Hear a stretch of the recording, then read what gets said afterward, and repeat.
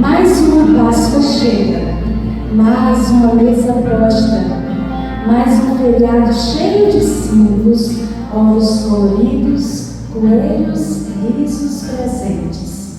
Celebramos, comemos, nos abraçamos, mas às vezes, muitas vezes, esquecemos a nossa própria condição humana, porque a verdadeira Páscoa não começa na doçura de um chocolate, começa na dor de perceber quem somos, frágeis, corrompidos, distantes de Deus. Pecadores que herdaram a ruína dos primeiros, Adão e Eva, que desejaram ser como Deus. Com isso, lançaram sobre toda a humanidade a maldição do pecado e nos condenaram à escuridão. Mas, mesmo ali, em meio a tamanha desgraça, escondida no meio das dores que a humanidade passaria a carregar, uma promessa brilhou. Eva, o teu descendente esmagará a cabeça da serpente. A esperança nasceu dentro da maldição.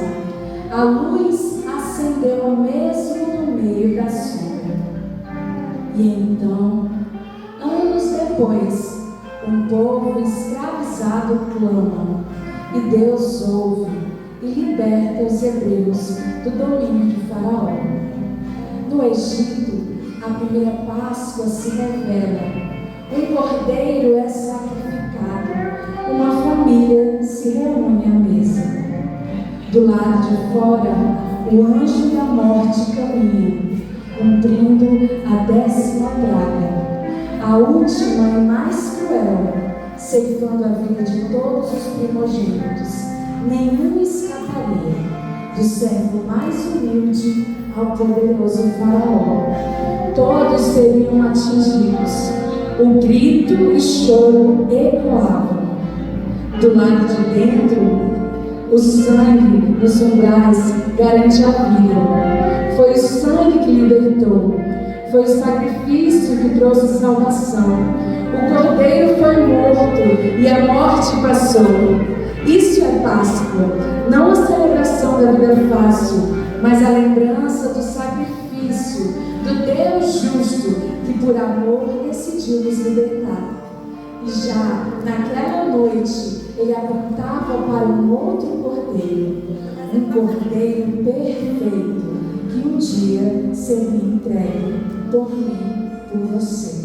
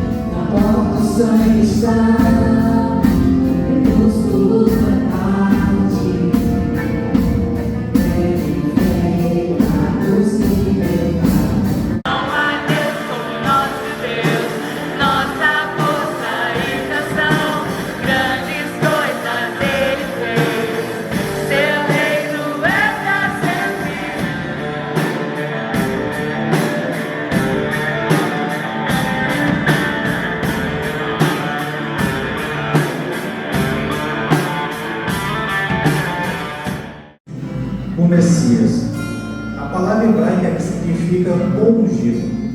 Na antiga aliança, somente 2 eram ungidos com óleo, o sacerdote e o rei, reconhecidos como os representantes Deus na terra.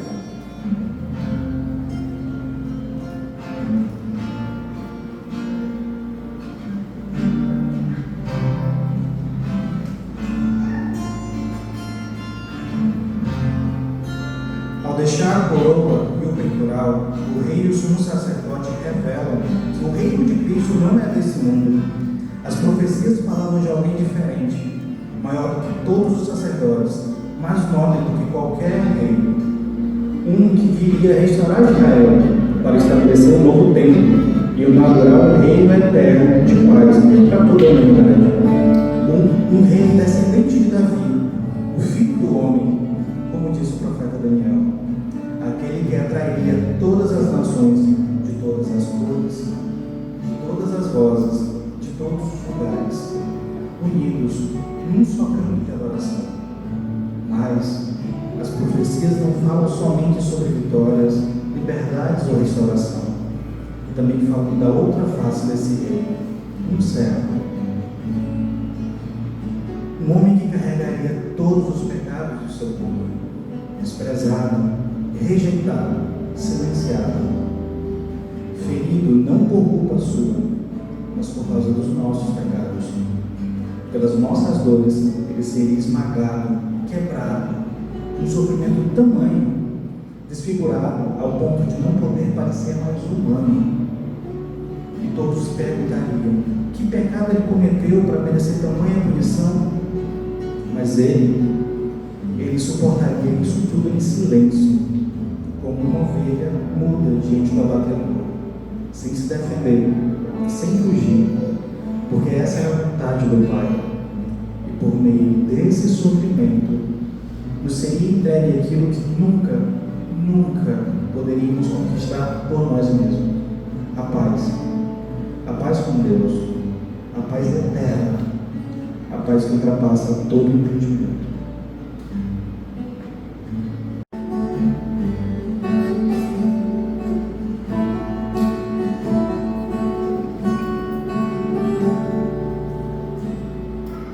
Ele não tinha qualquer beleza, majestade para nos atrair. Não havia sua aparência para desejar,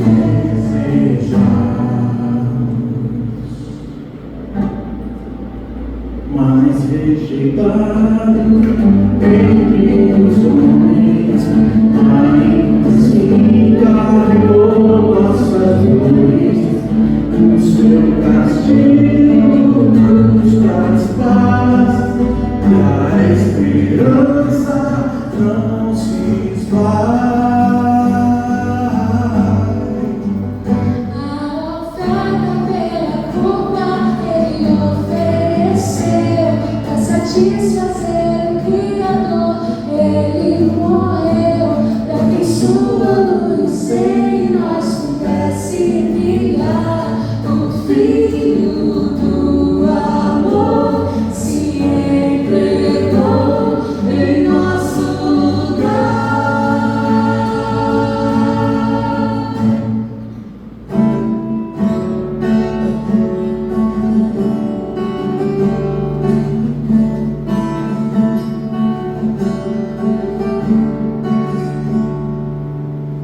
Mas rejeitado dentre os homens, ainda assim carregou nossas dores. O seu castigo nos traz paz, e a esperança não se esvai. A oferta pela culpa ele ofereceu para satisfazer o Criador. Ele morreu para que sua luz em nós pudesse brilhar. O Filho do amor se entregou em nosso lugar. És o Cordeiro que pelos nossos pecados foi esmagado.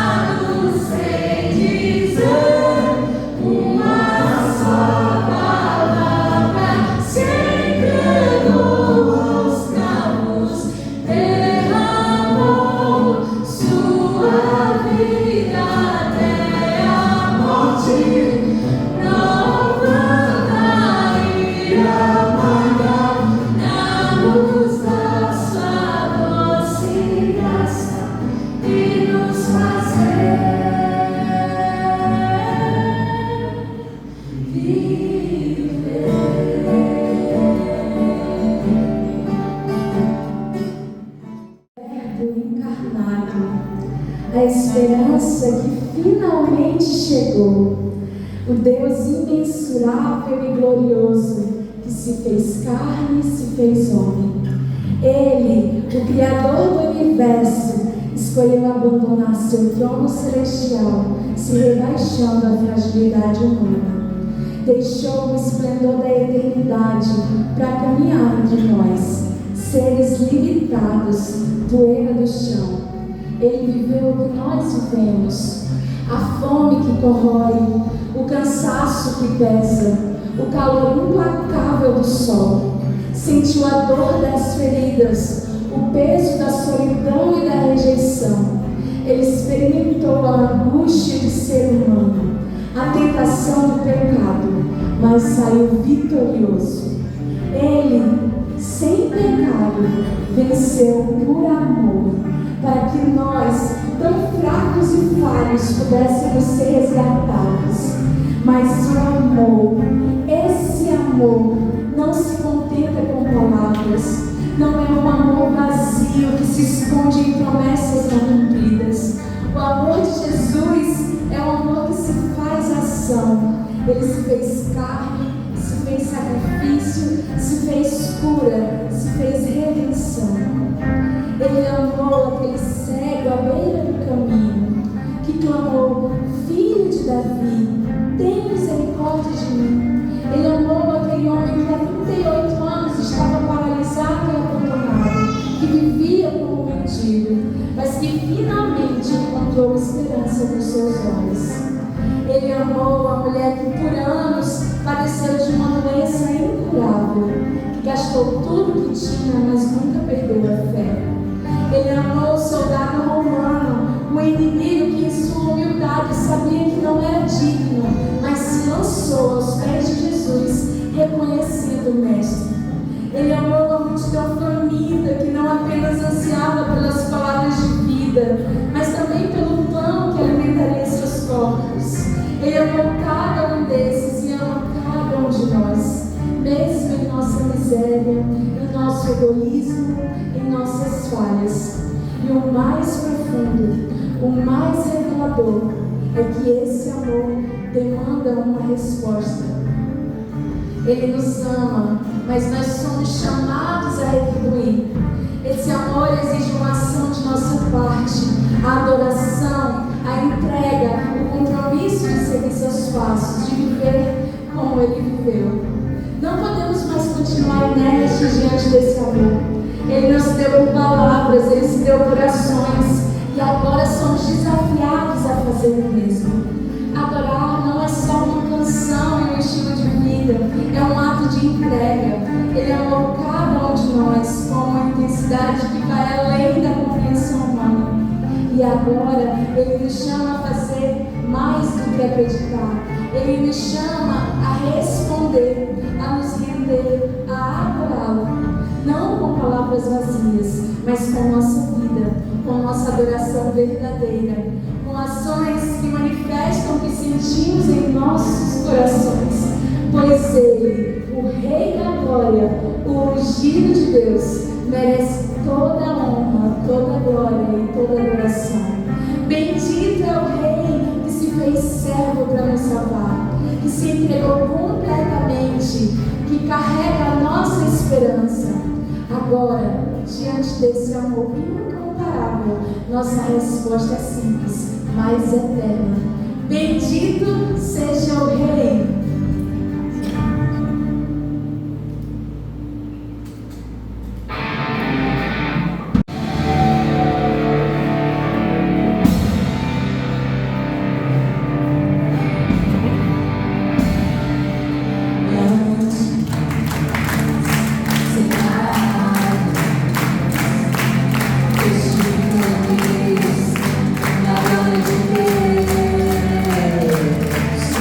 Agora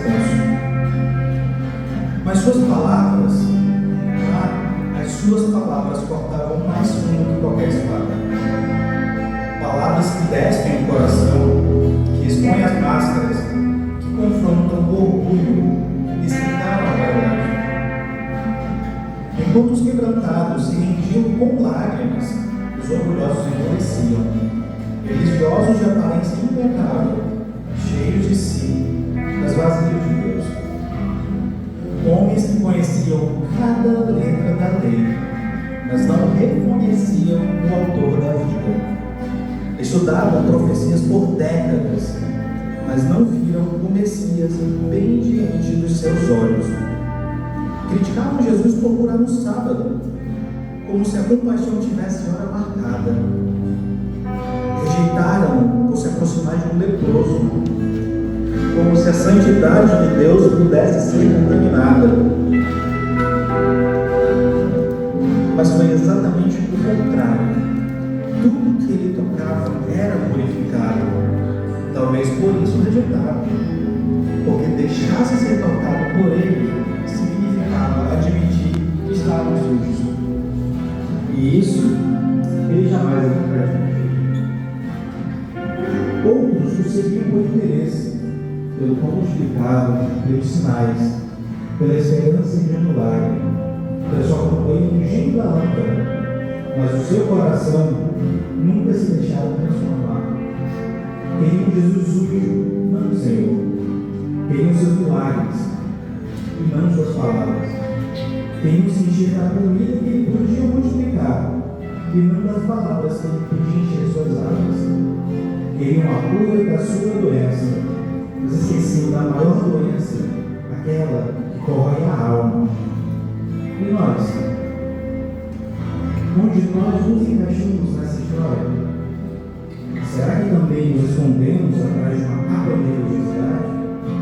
Prontos para julgar, mas lentos para amar? Proclamamos santidade, mas os nossos altares são cheios de orgulho, vaidade e ninguém. Nós nos tornamos, agimos como os fariseus, nos achamos santos o suficiente para ser juízes e decidir quem pode entrar pelas portas das nossas igrejas e quem não pode. Nós nos preocupamos com a moral e com os bons costumes e proteger o nome da nossa igreja. E assim somos ferozes em acusar e condenar tanto o pecado quanto o pecador. Nos consideramos tão puros que queremos extirpar qualquer mancha e com a nossa luta espiritual vivemos na vida dos outros.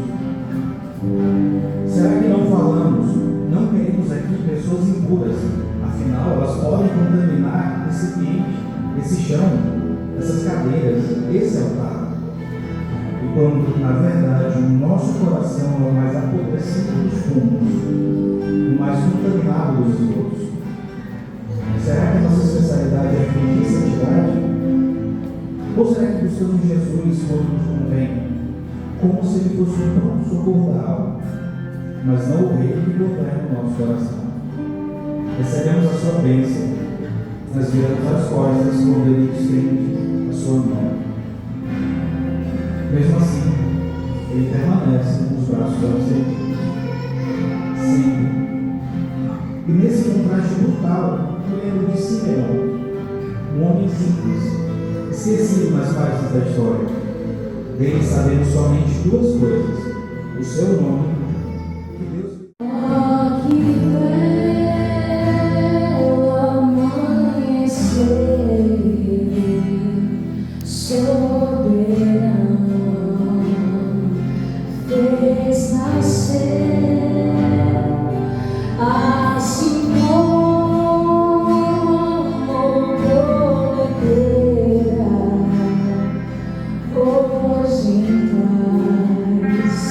Posso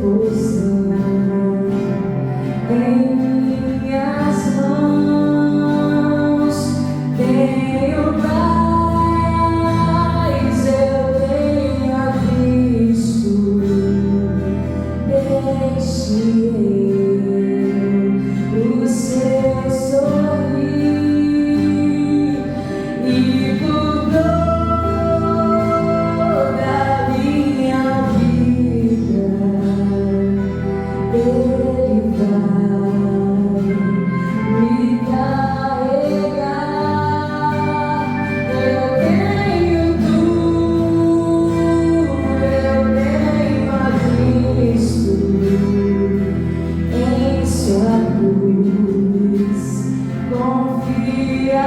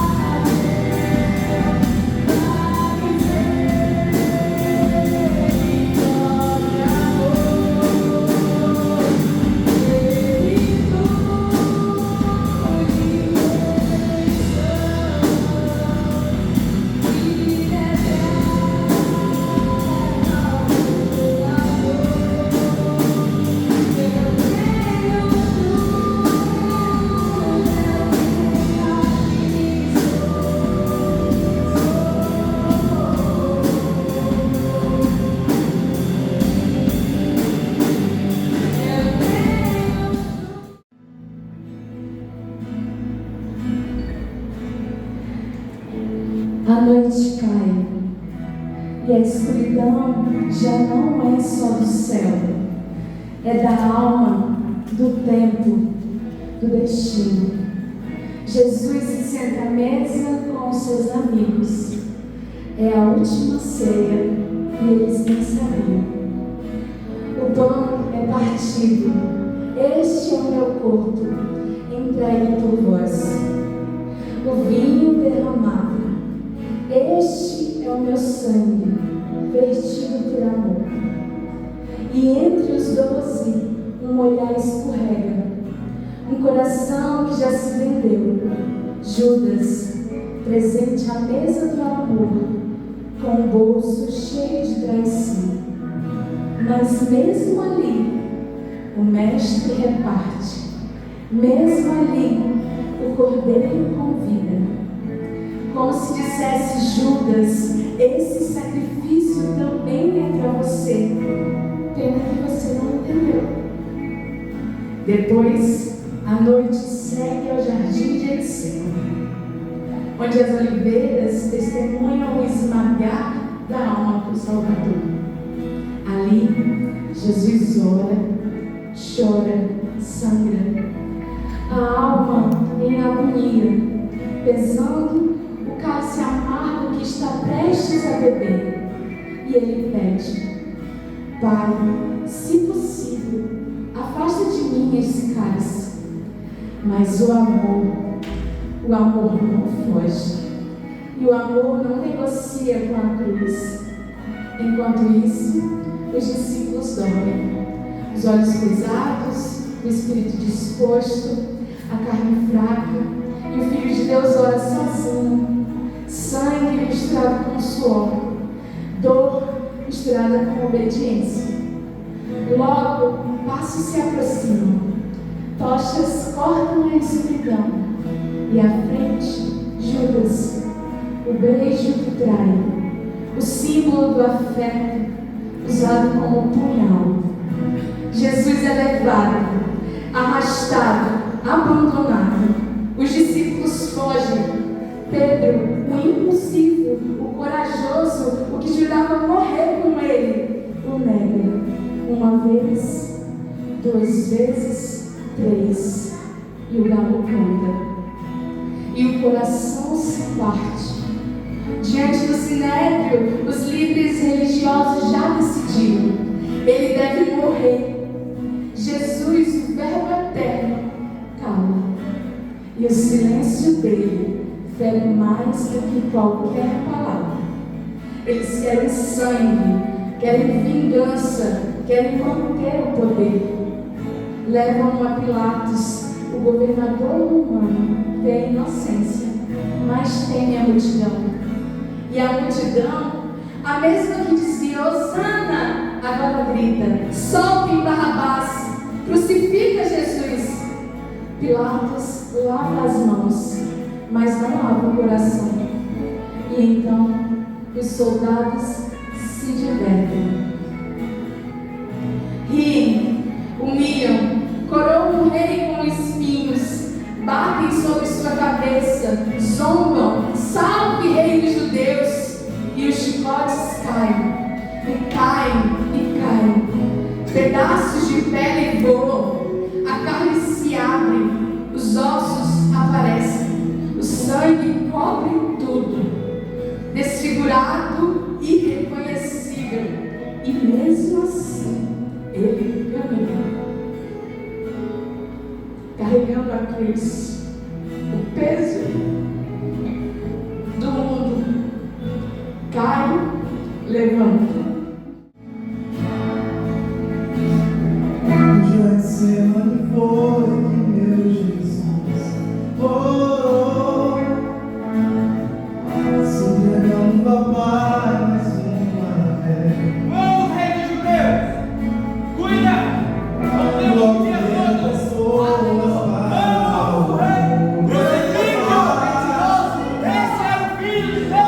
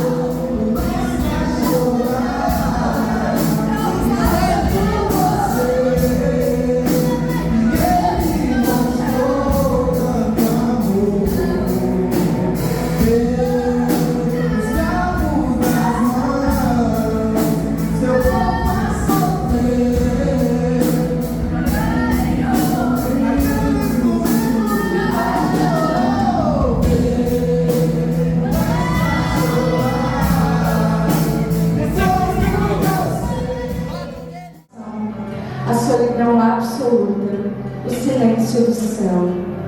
E então o brado final: está consumado. Os céus se escurecem, não é? O céu escureceu, a terra estremeceu, as rochas se partirão, na cruz está o homem Deus. Sangue derramado, lavou-nos do pecado, o santo homem deu sua vida pelos seus.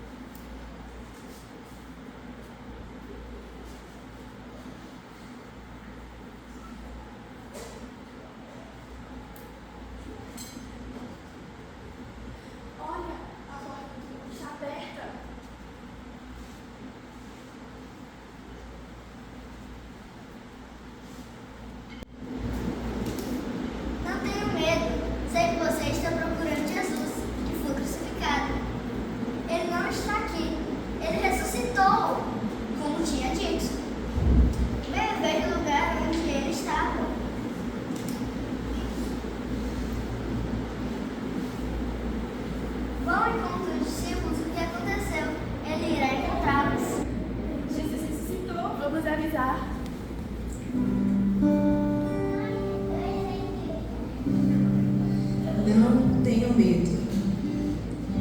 A frase dita pelo anjo com aparência de relâmpago e de vestes brancas como a neve ecoou naquele lugar. Não tenho medo. Ecoou também sobre corações aflitos e sobre o silêncio que se fazia após a morte de Jesus. Não tenho medo.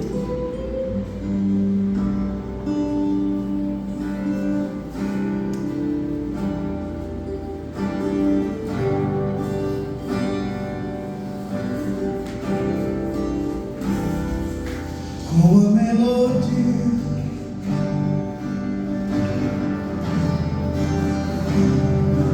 me sentou uma canção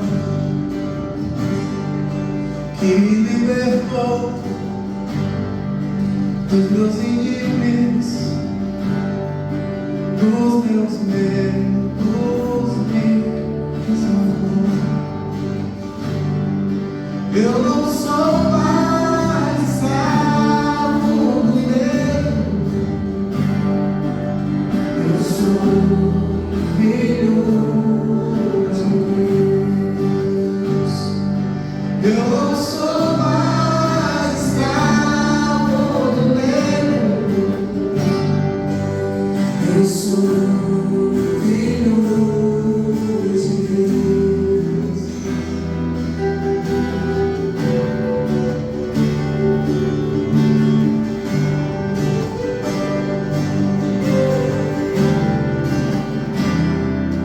Antes de nascer,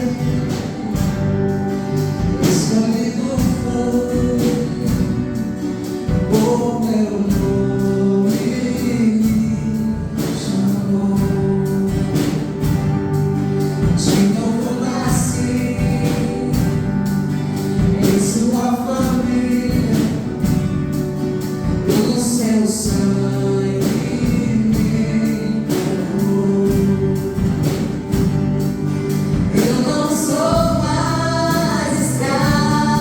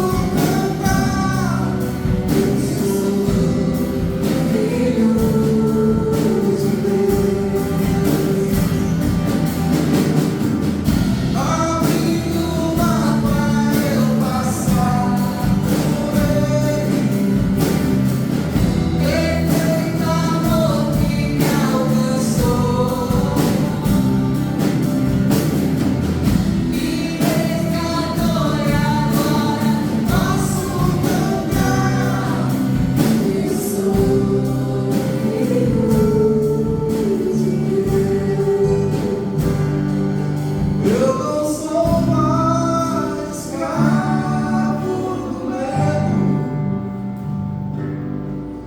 Eu sou filho de Deus. Eu não sou mais escravo do medo. Eu sou filho de Deus. A frase surgiu como luz em meio às trevas e um conforto necessário aos corações tão tristes e duvidosos. Reunidos em portas fechadas, com medo dos judeus, os discípulos tentavam se consolar e entender o que estava acontecendo. As mulheres tentavam fazer os últimos cuidados com o corpo do mestre. Os guardas vigiavam o local onde havia sido colocado o tal Messias condenado. Ninguém parecia se dar conta da grandiosidade do que havia acontecido e o que ainda estava por acontecer. Talvez o medo cegasse mesmo.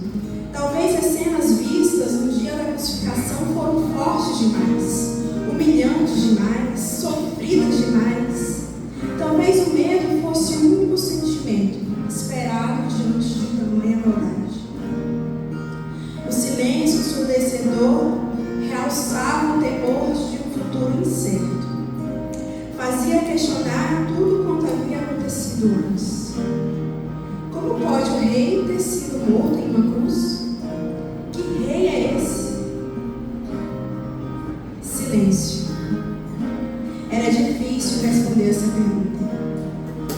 Não somente os ouvidos procuravam algum sinal de esperança e conforto, nem somente os olhos eram os únicos que tentavam enxergar o sentido daquilo tudo, ainda que vendados.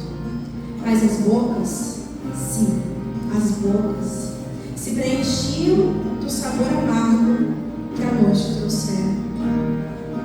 Como em uma ceia pascal em que o povo, ao provar das ervas amargas, se lembrava dos dias ruins das terras do Egito e do sabor agoniante da escravidão. Agora, mais uma vez e de forma diferente, aquele povo se recordava do sabor amargo que a morte trazia. O sacrifício era real, a morte era evidente e o sabor desconfortante. O amargo estava em tudo, no gosto, no toque e no ar que se respirava. Era o gosto da ausência, era o gosto do luto. Como pode me amar, Deus, conhecendo o meu pecado, sabendo que eu faço de errado? Como pode me amar assim? Como pode me amar?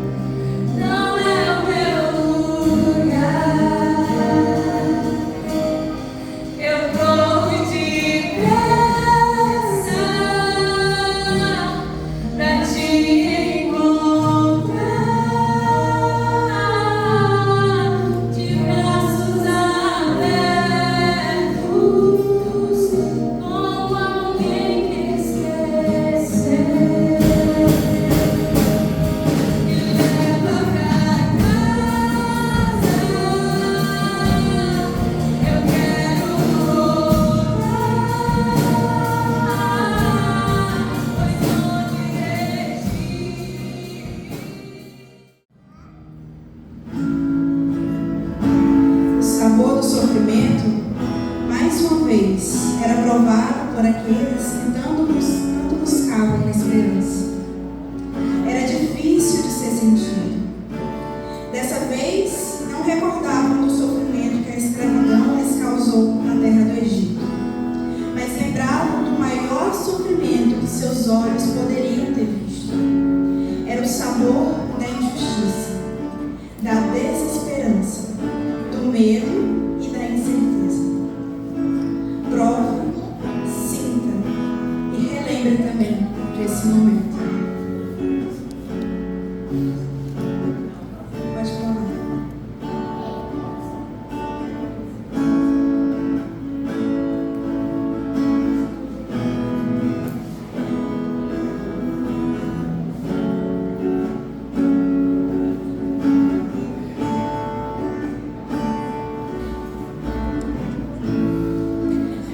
Mas olhando de fora e de longe, parece-nos curiosa a reação dos discípulos, até mesmo todos. Não conheciam eles o seu mestre?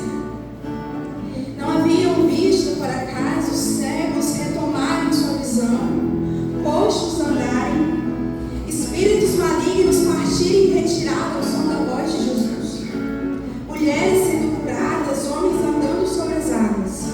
Aliás, não haviam eles visto o próprio Jesus ressuscitando os mortos? Mas quantas vezes também somos os discípulos que se escondem com medo do mundo? Questionadores, infiéis, medrosos e trancafiados dentro do próprio eu. Ou somos Marias, procurando Jesus em lugares errados sem entender o que ele nos revela, cegos ao ponto de não percebermos o significado da cruz, o que ela anunciava e o que ela ainda anuncia na nossa existência. Mas assim como os profetas haviam dito e o próprio Jesus revelara aos seus amigos mais próximos, algo diferente estava acontecendo ali. Então, quando o chão daquele lugar estremeceu e o sepulcro se abriu, revelou o vazio profetizado. Vazio esse que não significava a falta, mas simbolizava a plenitude. Era a prova viva de que a morte não teve a última palavra. O não tenho medo significava muito mais do que um simples afago aos corações. Aliás, o medo realmente não poderia ter espaço naquele lugar. A glória era real. A morte havia sido vencida. Não havia espaço para incredulidade, tristeza e choro. Como bem escrito pelo apóstolo Paulo: onde está a morte, a tua vitória? Onde está a morte, o seu aguilhão? O Messias vive. O sacrifício necessário era prenúncio de uma vitória garantida. Não tenha medo significava o Rei ressuscitou. Aleluia.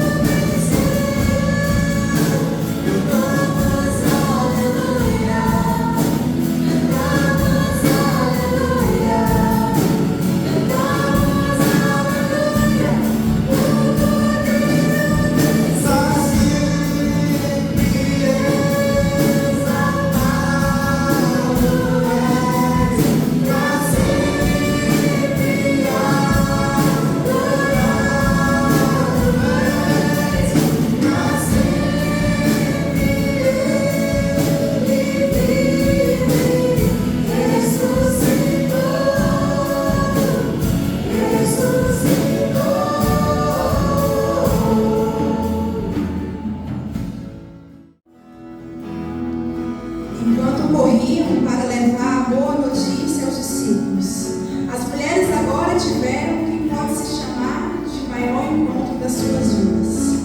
Bem ali, diante de delas, Jesus as saudava e mais uma vez as encorajava: não tenham medo. Dessa vez as palavras saíam da boca do Mestre, a quem elas há poucos minutos antes estavam tentando fazer suas últimas homenagens. O sabor amargo que a morte trouxera rapidamente foi substituído pelo doce sabor de uma boa notícia. Você também já deve ter recebido uma dessas. O nascimento de um filho, a cura de uma doença, os primeiros passos de uma criança. Esse é o gosto da vida. Vida bem vivida. Vida transformando, vida se espalhando. Aquele povo já havia provado desse sabor, o sabor da libertação, da providência divina em meio a tanto sofrimento.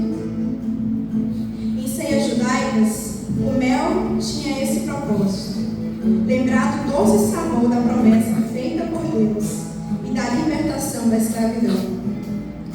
E o anúncio da vitória de Jesus foi doce e suave, agradável aos ouvidos, aos olhos e ao coração. Jesus estava vivo e isso trazia liberdade, acesso e transformação. Paulo outra vez nos falou claramente dessa vida abundante. Ele dizia: ora, se morremos com Cristo, cremos que viveremos também com Ele. Pois sabemos que, tendo sido ressuscitado dentre os mortos, Cristo não pode morrer outra vez. A morte não tem mais domínio sobre Ele. No que se refere à morte, morreu para o pecado de uma vez por todas. No que se refere à vida, vive para Deus. O doce sabor da vida podemos contemplar até hoje. Vivemos com Ele e para Ele. E por causa disso, podemos seguir sem medo do amanhã. Não há nenhum temor, porque Cristo já está lá. Cristo está lá na noite escura e dolorosa. Cristo está lá no sol radiante de uma manhã feliz. Cristo está lá nos doces sabores da vida.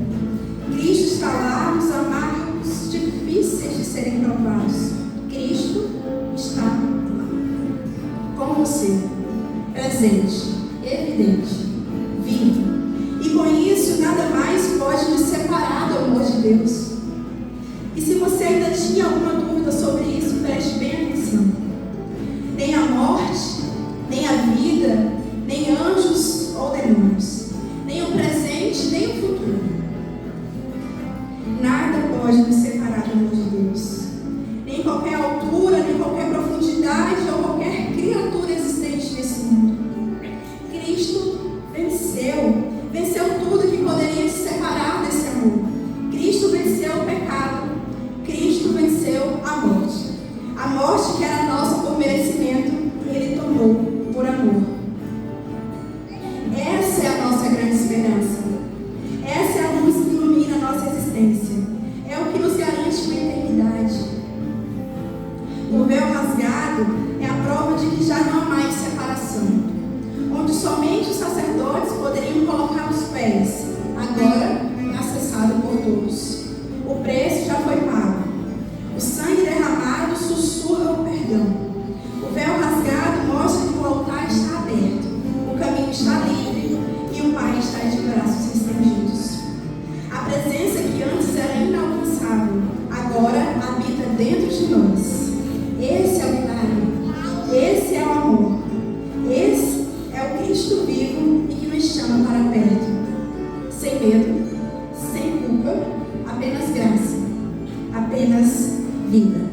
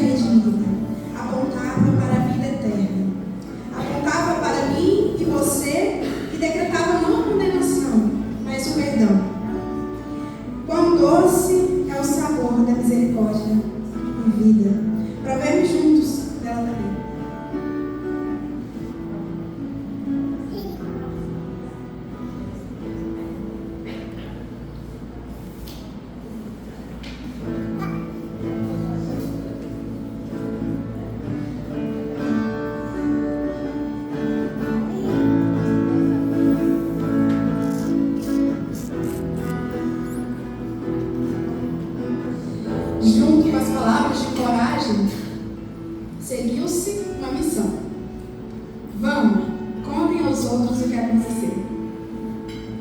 Já pensou você ser portador da maior notícia de todos os tempos? Era isso que aquelas mulheres tinham que fazer. Contar o que seus olhos haviam visto naquele lugar. Que o chão tremera, que a rocha rolou, que o vazio se revelou. Contar sobre o que suas mãos haviam tocado. Contar sobre o novo sabor provado. Passar adiante a doce mensagem do não temor e da vitória alcançada.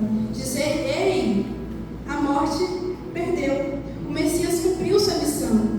Dizer, ei, não tenha medo. Ele vive. Ele vive. E isso muda tudo. Muda o pranto em dança, a dor em esperança, o fim em recomeço. Ele vive e isso deve ser proclamado. Mas logo a notícia realmente se espalharia. Não somente ao grupo de discípulos temerosos, mas a todos do vilarejo, cidade, nações e ao mundo. Chegaria à América Latina, chegaria ao Brasil, à região norte, ao Acre. Chegaria a mim e a você. A boa notícia chegou. Ele vive. A cruz não foi o fim e o túmulo está vazio. Cristo está vivo e reina para sempre. Amém. Amém.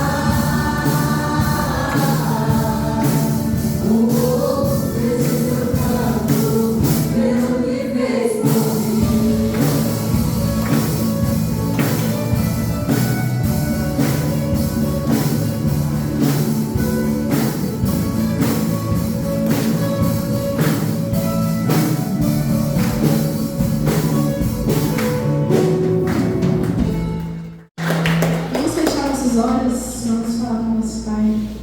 Pai, muito obrigada por esse momento, por essa manhã tão gostosa na tua presença. Obrigada pelo sacrifício do teu filho na cruz, que nos oportunizou estar aqui hoje na tua presença, desfrutando desse doce sabor que é o teu amor. Obrigada, Jesus, por tudo que o Senhor tem feito em nossas vidas e por tudo que o Senhor ainda vai fazer. Abençoa todos que estão aqui nessa manhã e também nos abençoa no restante do dia. Obrigada por tudo, em nome de Jesus. Amém. Amém, irmãos. Vamos ficar na posição de receber a bênção do nosso Jesus. Que o Senhor te abençoe e te guarde. Que o Senhor faça resplandecer o seu rosto sobre ti e tenha misericórdia de ti.